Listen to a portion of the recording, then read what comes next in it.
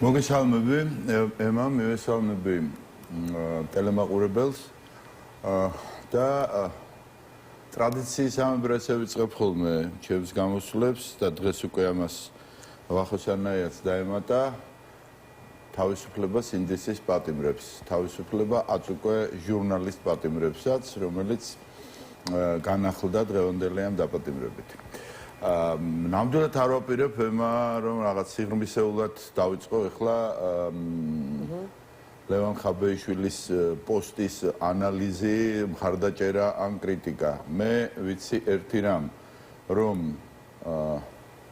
ასეთი ტიპის ხელისუფლების პირობებში, ხელისუფლებისა, რომელიც ერთის მხრივ არის იმთავითვე დავალდებულებულად ჩამოსული საქართველოში ჩვენი ეგრეთ წოდებული ჩრდილოერი მეზობლის აწ უკვე მტრის კარგახანია მიერ და მის ქმედებებს პირველი დღიდან დღემდე და არც მომავალში ნიშანწყალი არ ეტყობა რაღაც დემოკრატიულობის, წესიერების, სამართლიანობის და ასე შემდეგ მისდამი დამოკიდებულება უნდა იყოს მუდმივად და ყველა ფრონტზე ბრძოლით გაჯერებული.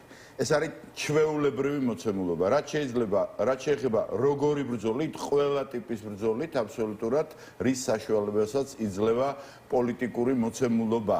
ამის მთავარი პარტნიორი ნებისმიერი პოლიტიკური ორგანიზაციისთვის უნდა იყოს ჩვენი მოსახლეობა, ჩვენი ამომრჩევლები, ის ადამიანები, ის მოქალაქეები საქართველოსი, რომელიც ჩვენს გვერდით ცხოვრობენ, შეიძლება სრული სიზუსტით სიღრმისეულად ვერ აცნობიერებენ დღევანდელი ხელისუფლების ბოროტ განზრახვებს, უკეთეს შემთხვევაში მცდარ განზრახვებს, მაგრამ ისინი საკუთარ კისერზე, საკუთარ ტანზე, საკუთარ ცხოვრებაზე იწვნევენ ყოველდღიურად იმ უბედურებებს, რაც ხდება ამ ქვეყანაში, დაწყებული უსაფრთხოებიდან დამთავრებული სოციალურ-ეკონომიკური მომენტით და აქედან გამომდინარე, ეს არის ის ველი, რომელიც უნდა აირჩიოს ყველა პოლიტიკურმა პარტიამ. ანუ ჩვენს მოსახლეობასთან ინტენსიური ურთიერთობა, ინტენსიური თანამშრომლობა არის ბრძოლის უსერიოზულესი ველი, უსერიოზულესი ველი. არა აქვს, იმიტომ რომ მხოლოდ ამ შემთხვევაზე კი არ მესმის. ხაბეიშვილი ამბობს, რომ კიდევ რა შეიძლება გაგიკეთონ, რომ როდემდე ვაპირებთ ასე ჩმორად ყოფნას, როდემდე უნდა მივაჯირყვნინოთ თავი ივანიშვილს, როდემდე ვაპირებთ ამის მოთმენას და მე ამბობს, რომ ეხლა ტელევიზიას ააჭრელებენ კოსტუმიანი კომენტატორები და ნასწავლისახეებით დაგვარიგებენ ჭკუას ამასობაში ხალხტუხზე ლატე არ დაგეღვაროთ, ბრძოლაა საჭირო და არა პროფესორ კომენტატორობაო. ემა, თავიდანო გითხარით, ერთი წამითაც არ ვაპირებ ხაბეიშვილის კომენტარის კომენტირებას. მე გეუბნებით იმას, რა უნდა აკეთოს დღეს პოლიტიკურმა პარტიამ. ხაბეიშვილს თუ არ მიაჩნია თავი ჩმორად და რაღაც უნდა და შემდეგ იბრძოლოს, იშრომოს, იღვაწოს ისე, როგორც მას და მის პარტიას მიაჩნია. მე გეუბნებით, როგორც ლელოს წარმომადგენელო, ჩვენი მთავარი სამიზნე, მთავარი ბრძოლის იარაღი ეს არის ურთიერთობა ჩვენს ამომრჩეველთან და ბრძოლა ყველა ველზე აბსოლუტურად. მივხვდით ალბათ და მიმივხვდით მარტივად, რომ ეს პირდაპირ უკავშირდება ეგრეთ წოდებულ რაღაც მობოიკოტო ელემენტებს, რაღაცა პროფესორას, რაღაც ისე არ არის და თქვენს ჩემს წინა გამომსვლელს უხვად გონდა გაჯერებული თავის რიტორიკაში ამ ტიპის ფრაზები, ამიტომ ყველას აქვს თავის გზა. ამიტომ ყველა მოქმედებს თავის გზით, როგორც ესეთი. მთავარია, რომ ეს გზა არ მოწყდეს იმ თავარ საყრდენს, რასაც ქვია ჩვენი ამომრჩეველი, ჩვენი მოქალაქეები, ჩვენი ხალხი, რომელიც გაცილებით უფრო რთულ დღეშია, ვიდრე შეიძლება რომელიღაც პატიმარი ეხლა, რომელიც პოლიტიკური სარჩულით თუ პოლიტიკური მიზეზით თუ პოლიტიკური განაჩენით თუ ასე შემდეგ ციხეში ზის და ყურადღების ცენტრშია. ის ამომრჩეველი საერთოდ არაფრის ცენტრში არ არის, ისე არის ურთულეს მდგომარეობაში. მასთან მისვლაა საჭირო, მასთან ურთიერთობაა საჭირო. თქვენ ალბათ ხედავთ, უკაცრავად ემა ფრაზას დავამთავრებ.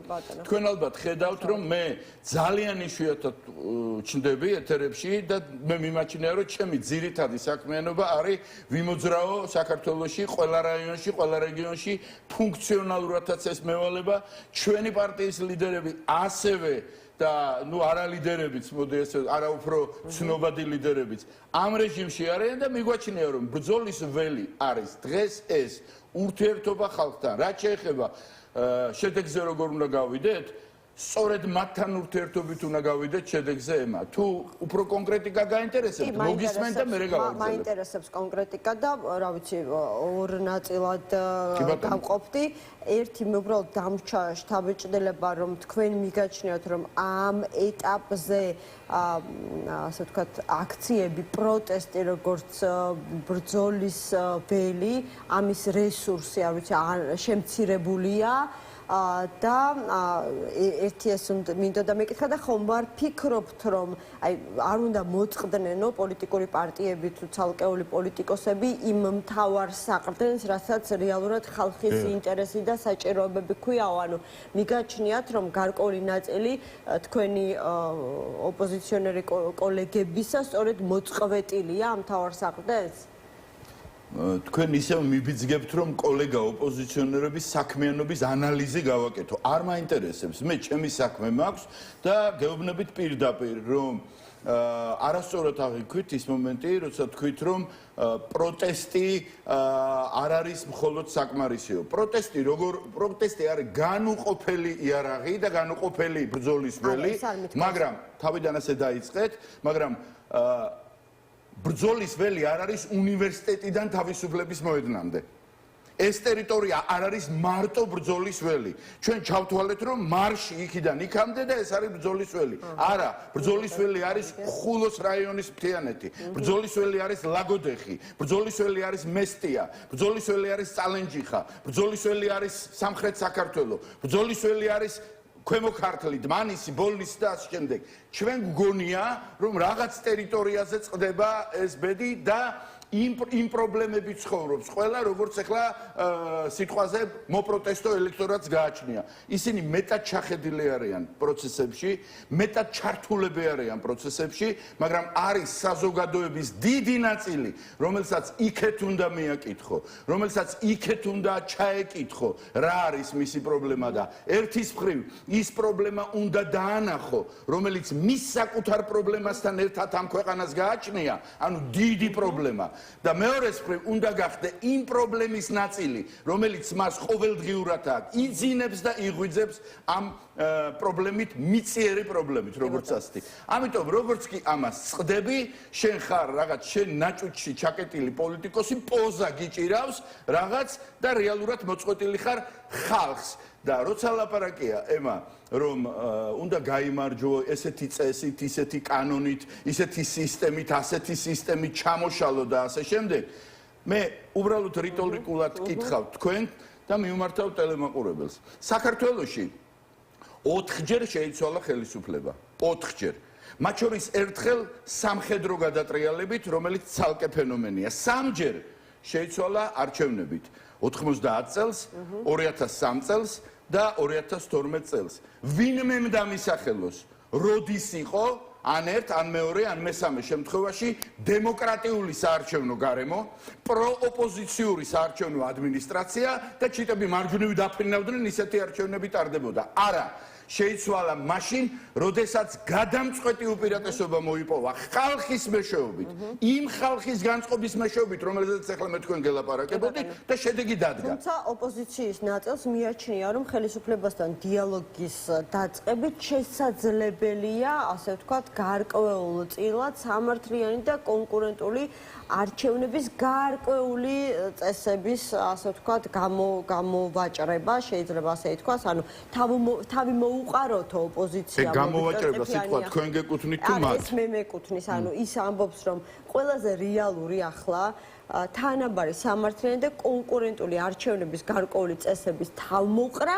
და მართლ პარტიასთან სწორედ ამ წესებზე საუბარი იქნება. ნუ დაყოლიება, კომპრომისზე წამოყვანა, კი ბატონო, აი ამ სიტყვებს გამოვიყენებ. დაახლოებით ხვდები, მაგრამ ვის ეკუთვნის ეს? ვიქტორ ყიფიანს ეკუთვნის ჯერ საქართველოს პარტია ჯერ საქართველოს ლიდერს. ანუ ხედავთ თქვენ ამის რესურსს და თუ კი ასეთი შესაძლებლობა გაჩნდება, მზად ხართ ამაში მიიღოთ მონაწილეობა? ნუ არ მინდა ძალიან რაღაც ახლა ეს ლიტერატურა ლიტერატურულ, რელიგიურ, ჰეროიკული კომენტარი გამომივიდეს, მაგრამ ნეტარ არიან მორწმუნენიო. ბატონ ვიქტორს ეთყობა, რომ ახალია პოლიტიკაში.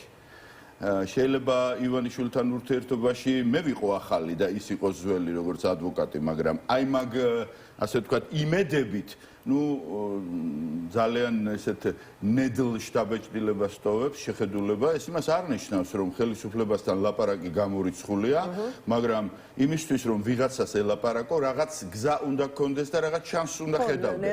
მე ანატოლიძემ გაიხსნა პირველი, რომელიც დიალოგის იდეით გამოდიოდა. რა თქმა უნდა, მე არაერთხელ მქონია სხვადასხვა ხელისუფლებებთან, როგორც ოპოზიციონერს მოლაპარაკება, მაგრამ მქონია შემამზადებელი ის პირობა, ხან საერთაშორისო ორგანიზაცია იყო ერთგვარად ზურგის გამაგრებელი, ხან მოცემულობა იყო პოლიტიკური ისეთი, როცა ამის პირობა იქნებოდა და ამ სიტუაციაში, როცა Facebook პოსტის გამო აპატიმრებენ ჟურნალისტს, ერთ-ერთ პოპულარულ და ცნობილ ჟურნალისტს.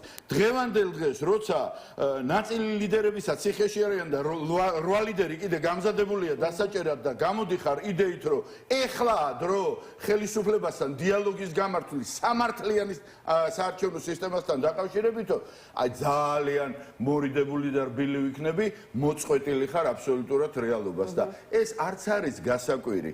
ყველაფერს თავისი დრო აქვს. ეხლა გუშინ პარტია შექმნა, დღეს რაღაც ინიციატივა უნდა. არა უშავს რა მოხდა, ვის არ შეშლია, უბრალოდ მე ვერ ავყვები ნამდვილად ამ რიტორიკაში ბატონ ვიქტორს და მით უმეტეს ვერ ავყვები მის პარტიის წევრებს, გვარი არ მახსოვს იმ ახალგაზრდა კაცის გამოვიდა რაღაც დამრიგებლური ტონით ამ საარჩევნო გარემოსთან დაკავშირებით. ნიკოლოზ ხატიაშვილი. ხო არ ვიცი მე რომელმაც თქვა რომ ოპოზიციის მთავარი ამოცანა უნდა იყოს ისეთი საარჩევნო გარემოსთვის ბრძოლა, რომელშიც მონაწილეობას აზრი ექნება და ამას გულისხმობდით? არა, მე მგონი არა, უფრო სხვა იყო, იქ იყო რაღაც ნიღბებზე და რაღაც ხვირი ესეთიო, ისეთი რაღაც დამაინტერესა რა პროფესიის კაცი იყო და ნუ მე გავიგე რომ ანიმატორი ყოფილა და ეხლა აკლია ქართულ პოლიტიკას კოლონები და მასხრები და ეხლა დამატებით ნუღა შემოვიდა. ნუ აღარ მინდა გავიკიდო მაქსიმალს. ფაქტია რომ იყო რაღაც ისეთი ტონი რომ თუ ეს ერთად არ მოხდა და რაღაც ამდაგვარი ერთობაზე კარგი არაფერი არ არის, ოღონდ მოგონილი და ტყუილი ცრუ ერთობა მე იწვევს ძალიან დიდ ფრუსტრაციას. კი ბატონო, ნებისმიერ საკითხზე, მათ შორის საარჩევნო თემატიკაზე, ლელო არის მზად რომ ისაუბროს. დღეს აქ ამ ეთერში მე მოვისმინე რამდენიმე წუთის წინ კონკრეტული დოკუმენტის ერთგვარი რეკლამირება საარჩევნო საკითხებთან დაკავშირებით და ის დოკუმენტი მე ვიცი, არ დავასახელებ ეხლა მის ავტორ კოალიციას და როგორც კი წავიკითხე პირველი პუნქტი, იმ წუთში დამიკარგა მეორის, მესამის, მეოთხეს, მეხუთეს და მეექვსეს საკითხის სურვილი. იმდენად დილეტანტური იყო პირველი პუნქტი და მე ამის უფლება მაქვს რომ თქვა 23 არჩევნები არა როგორც ამომრჩეველს მაქვს გავლილი, არამედ როგორც უშუალოდ ჩართულს ამ პროცესში და ვიცი სად არის რა გასაღები, როგორ რანაირად. რა თქმა უნდა, ჩემწილად ვიცი. სხვას თავისი გამოცდილება აქვს. კი ბატონო, ბატონო, თქვენ თავად ახსენეთ 8 ოპოზიციური ლიდერის წინააღმდეგ წარმოებული ეგრეთ წოდებული საბოტაჟის საქმე. ისიც თქვით, რომ რეალურად არავინ იცის, როგორ გადაწყდება საბოლოო ჯამში ეს პროცესი, თუმცა დღეს აგერ მოვისმინეთ, რომ გარკვეულწილად დაპაუზებულა ანა და ყველა მოლოდინით კიდევ ერთხელ მათ მიმართ ყველაზე მკაცრი სასჯელი იქნება და გამოყენებული და ეს მოლოდინები არსებობდა პატიმრობასთან დაკავშირებით. ხომ არ უნდა ვივარაუდოთ, რომ ხელისუფლებამ გარკვეული ასე ვთქვათ გამოსავალის საშუალება დაუტოვა თითოეულ მათგანს, რა ვიცი, ქვეყნიდან გასვლა თუ ციხეში წასვლა. რატომ არა? არ მოყვებით არც ერთ შემთხვევაში და ანუ ეს ჩემი მოსაზრება არ არის მხოლოდ, ხო? მესმის, გასაგებია, მე იმას კი არ ვამბობ, რომ მაგ მოსაზრებას არსებობის უფლება არ აქვს მეთქი. გამოცდილ და ჭკვიან ადამიანებს გამოუხატავთ ეს პოზიცია? გასაგებია, მე არ ვამბობ იმას, რომ მაგას არსებობის უფლება არ აქვს და სისულელეა მეთქი. მე გავუნებით, რომ მე არ მიმაჩნია ეგ აზრი, რაღაცა რეალურ, რელევანტურ და ისეთ აზრად, რომელიც ერთ-ერთ დაშვებად უნდა გამოვიყენოთ. მე საერთოდ მე მგონი ახალს არაფერს ვიტყვი, თუ დასაწყისშივე ვიტყვი, რომ ეგრეთ წოდებული აი ეს საქმე, პოლიტიკური ლიდერების საქმე, საბოტაჟის საქმე, თუ შეიძლება ასე ითქვას, ეს არ არის პოლიტიკური, ეს არ არის სამართლებრივი პროცესი. ეს არის ერთმნიშვნელოვნად პოლიტიკური პროცესი. ეს არის პოლიტიკური ლიდერების განეიტრალების პროცესი, ნაწილობრივ მათი ვინც ციხეშია და ნაწილობრივ მათი ვინც გარეთ არის. თავიდან ეს პროცესი დაიწყო ძალიან დაბალი ტემპით, გახსოვთ ალბათ, თვეში ერთი სხდომა, რომ რაღაც მუდმივად ყოფილიყო რაღაც დისკომფორტების შექმნა. შემდეგ ეს გააქტიურდა, შემდეგ დაიწყო რაღაც ყოველ კვირა, მერე კვირაში სამჯერ. ბოლო ორ კვირაში მგონი 8 პროცესი იყო გამართული და ეხლა როცა უკვე აი რაღაც თვის ბოლოსთვის თითქოს ველოდებოდით, რომ ისევ ამ ტემპებით თუ ივლიდნენ, რაღაც ასე ვთქვათ, წერტილამდე უნდა მისულიყო, უცებ დღეს ხადდება პროცესზე, რომ აგვისტოში არაფერი აღარ ჩატარდება, ნუ საბაბი იყო რაღაც ის შვებულება, საზაფხულო და ასე შემდეგ. ამიტომ აქ ქვეყანაში მიმდინარე პროცესებთან ერთად მსოფლიოში მიმდინარე პროცესები არის ძალიან საყურადღებო და ამ ტიპის ფორმალურად სამართლებრივი, მაგრამ რეალურად პოლიტიკური პროცესები პირდაპირ არის დაკავშირებული სოფლიოში მიმდინარე პოლიტიკურ პროცესებთან. მათ შორის ის იმ ტიპის შეხვედრებთან, სადაც დიდი ხნის წვეთის მერე საქართველოს წარმომადგენელსაც ხანდახან შეახედებენ ხოლმე ცალი-თვალით და ასე შემდეგ. ამიტომ ამ პროცესს მოდი ნუ შევხედავთ როგორც კლასიკურ სამართლებრივ პროცესს. ეს არის შეთხზული სამართლებრივი პროცესი, ნაკარნახევი პოლიტიკური სიტუაციებით ქვეყნის შიგნით და ქვეყნის გარეთ და ბუნებრივია გადაწყვეტილებაც მისი როცა იქნება და როგორიც იქნება არასამართლებრივი, არამედ პოლიტიკური რაკურსიდან დანახული და მიღებული გადაწყვეტილება. ბრალდებულებს ამ საქმეზე არჩევანის შესაძლებლობა, რა თქმა უნდა, არ გულისხმობ მათ, ვინც უკვე საპატიმროშია. ბატონო ვერ გავიგე რა რატომ არ აქვთ ბრალდებულ პოლიტიკოსებს, ვინც საპატიმროში არ არის და ვისაც აქვს უფლება ქვეყნიდან გასვლის, არჩევანის შესაძლებლობა დარჩნენ და თავი გაწირონ ციხისთვის, ან გავიდნენ ქვეყნიდან და იქიდან დაეხმარონ საკუთარ პოლიტიკურ ძალას, პოლიტიკურ ბრძოლაში. მე რამდენიც ვიცი, ამის შესაძლებლობა მათ აქვთ. ნაწილი საქართველოშია, ნაწილი გარეთ არის, ოღონდ იმიტომ კი არ არის გარეთ რაღაცას მოვერიდნენ. ელემენტარულად მათ ამის უფლება ჰქონდათ. სასამართლო არ უზღუდავს გარკვეული, ასე ვთქვათ, პროცესის შემდეგ და გარკვეული მდგომარეობის შემდეგ, რომ მათ დატოვონ, შემოვიდნენ, დაესწრონ, არ დაესწრონ. მთავარია, რომ მათ წარმომადგენლები პროცესზე იღებენ მონაწილეობას. ეს გამართული სამართლებრივი თვალსაზრისით ამ კუთხით პრობლემა არ არსებობს რეალურად. ამიტომ ხვალდაზე რა იქნება და როგორ იქნება, ამას კოლექტიური გადაწყვეტილება არ ჭირდება, ამას თითოეული მათგანი ინდივიდუალურად გადაწყვეტს. კი ბატონო, და ამ პოლიტიკურ პროცესს რა უფრო წაადგება, როგორ ფიქრობთ, იმიტომ რომ ამ თემაზე გვისაუბრია განსაკუთრებით, ამის კონკრეტული მაგალითი არის გახარიას პარტია. მესმის, ქალბატონო, მეც რა არის ახლა ეგეთ დროს, როდესაც ადამიანის თავს ტრიალებს საკმაოდ მძიმე რამ და სადაც ციხეს უყურებს თვალებში, ძნელია ახლა იყო ეს რაღაც აქედან მკარნახებელი და ასე შემდეგ. ეს რომ პირადად მე მეხებოდეს, მე იმ გადაწყვეტილებას მივიღებდი, რასაც მე ჩავთვლიდი საჭიროდ. ახლა შენ უკარნახო რომ ესე უნდა მოიქცე და ესე უნდა მოიქცე, ეს არ ამგონია სწორად და გამართულად. ისე როგორც სხვა ომში ბრძენიაო, გამოდგებიან და დაიწყებენ მათ შორის გახარიასთან დაკავშირებით, ესე კი არ უნდა იქნა, ისე უნდა იქნა და პირდაპირ გეტყვით, არც პატიმრების მხრიდან იქნება ახლა თითის ქნევები და ჭკუის დარიგებები მაინც რელევანტური. ის პატიმრები თავის დროზე გარეთ იყვნენ და მახსოვს მშვენივრად მათი მოქმედებები და ამიტომ ზედმეტი, ასე ვთქვათ, რაღაც პედესტალებიდან ჭკუის დარიგებას ჯობიათ, ასე ვთქვათ, შეეშალ. უღრმესი მადლობა გადაცემაში მონაწილეობისთვის. მამუკა კაციტაძე, ძლიერი საქართველო, ლელოს ერთ-ერთი ლიდერი იყო ჩვენი გადაცემის სტუმარი.